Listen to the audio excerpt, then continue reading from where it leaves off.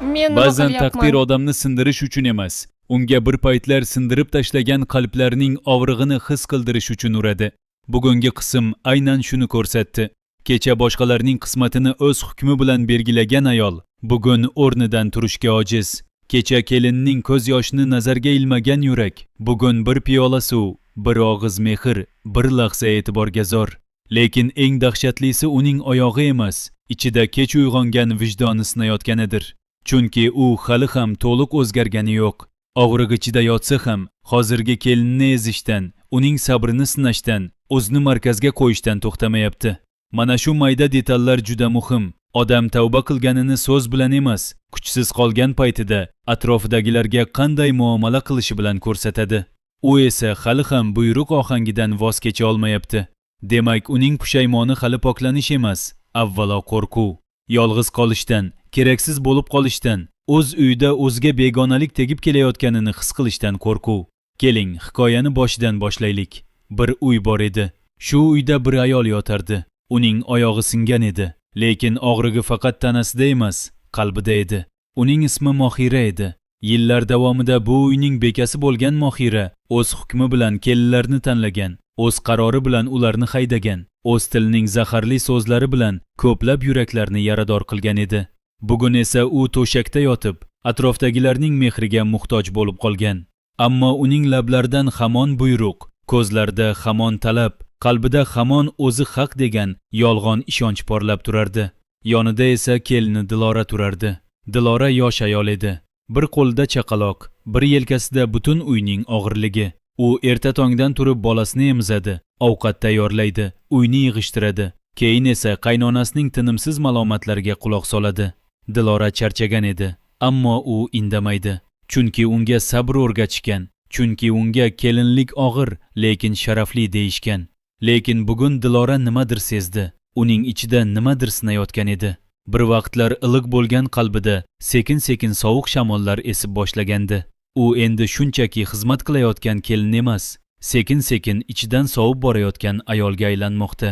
Eshikdan erkak kirdi. Bu Qodir edi. Mohiraning o'g'li va Diloraning eri. U ko'zlarida charchoq, yelkasida og'irlik bilan xonaga kirib keldi. Onasini ko'rdi. Xotinining ko'zlaridagi qorong'ilikni ham ko'rdi. U hammasini tushunardi. Onasining qaysarligini bilardi. Xotinining og'irligini ham ko'rib turardi. Lekin u muammoni hal qilish o'rniga sabr bilan yopishga urinardi. Qodir o'rtada qolgan odam edi. U onasining oldiga bordi. Uning ahvolini so'radi. Mohira esa shu zahotiyoq nolishni boshladi. O'g'lim, bu kelin menga qaramaydi, suvimni o'z vaqtida bermaydi, ovqatimni esa sovuq qilib olib keladi. Men shu ahvolda yotibman-u, bu menga mehr qilmaydi. Qani mening eski kelinlarim, qani Pari? U bo'lsa, u juda yaxshi edi, juda mehribon edi. Qodirning yuzi o'zgardi. Onasi Pari ismini tilga olgan zahoti uning eski yaralari qimirladi. Pari, o'sha Pari. Onasi bir vaqtlar bu kelin bizga yarashmaydi deb haydab yuborgan Pari. Hozir onasi og'riq ichida yotib, o'zi haydagan kelinning mehribonligini eslayapti.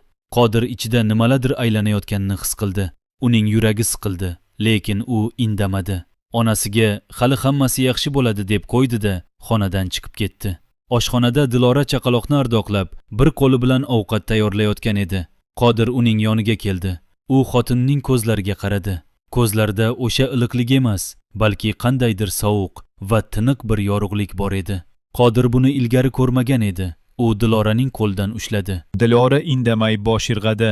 U gapirmoqchi emas edi, chunki gapirsa ichida yig'ilib qolgan barcha og'riqlar toshib chiqishi mumkin edi. U indamadi. Qodir esa uning sukutini tushunishga urindi. Lehonaki tushunolmay yana onasining yoniga qaytdi. Shu payt Mohira o'zini yolg'iz his qilib qo'ng'iroq qildi. U o'zining eski tanishlariga qo'ng'iroq qilib, ularning hol-ahvol so'rashini kutdi. Lekin hech kim qo'ng'iroqqa javob bermadi. Uning bir paytlar atrofiga yig'ilgan do'stlari, qarindoshlari, ularning hammasi go'yo bir-biridan xabar olgandek, bugun u kasal yotganida uning ismini eslamay qo'yishgandi. Mohira xonada yolg'iz qoldi. U avvaliga g'azablandi, keyin esa uning ko'ngliga qandaydir notanish bir tuyg'u keldi. Uyatchanlik emas, kibrning yiqilishi edi. U o'zini bir oyog'i singan holda bu yotoqda yotib, o'tmishdagi barcha yomon qarorlarni eslay boshladi. Aynan shu payt u Parini esladi. Pari uning kelini edi. Boshqa kelinlardan farqli, juda yumshoq, juda mehribon, juda sabrli ayol edi.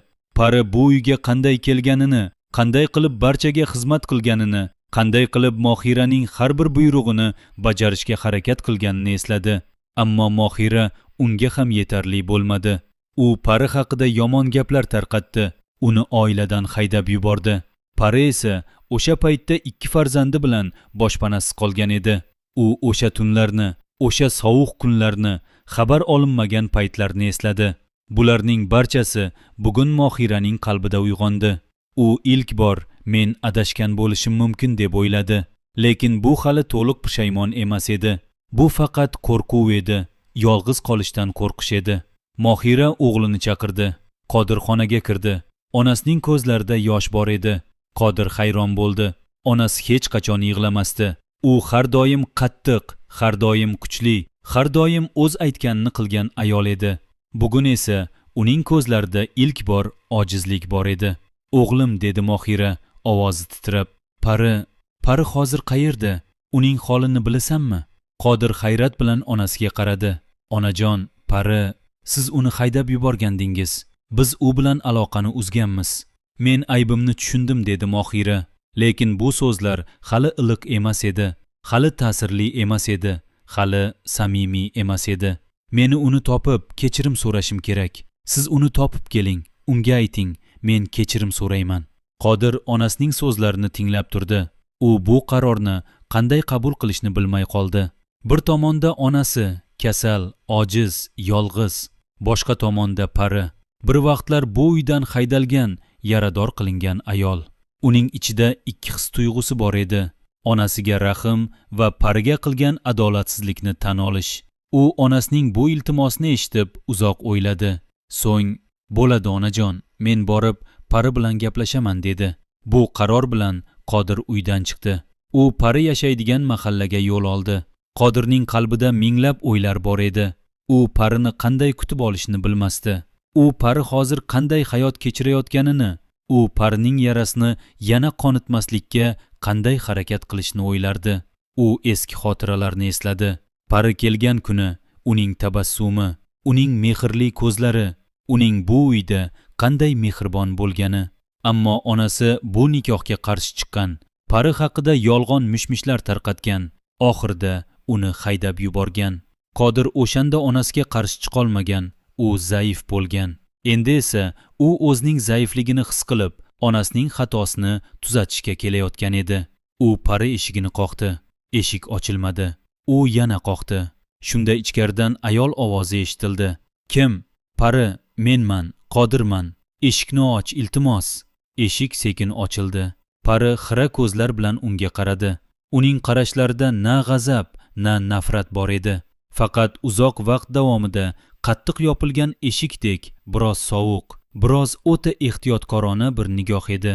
Uning orqasida 2 bola turardi. Ular onasining yoniga yopishgan holda notanish odamdan qo'rqib, katta ko'zlar bilan tikilishardi. Pari ularni ichkariga olib kirdi va Qodirga indamasdan qaradi. "Pari", dedi Qodir, ovozi biroz bo'g'iq. "Men onamning nomidan keldim. U kasal, oyog'i singan. U sizdan kechirim so'radi." Pari lablarini qisdi. U bir zum indamay turdi. Uning qalbida minglab xotiralar jonlandi. U o'sha kunlarni, uydan haydalgan tunni, bolalari bilan ko'chada qolgan kechani, qo'shnilar uni ayblagan paytlarni, hech kim yordam bermagan vaqtlarni, bularning barchasi ko'z oldida gullah yashnab, yana bir bor qalbini qonatdi. "Qodir", dedi Pari, ovozi juda xotirjam, lekin tagida muzday bir ohang bor edi. "Aytingchi, onangiz kechirim so'rayaptimi? Yoki u yana o'zini oqlash uchun meni topmoqchimikin? Men bir vaqtlar bu uyda juda ko'p ezildim. Meni haydab yuborganingizda men 2 bolam bilan ko'chada qolganman. O'shanda onangiz kechirim so'radimi? O'shanda siz men tomonda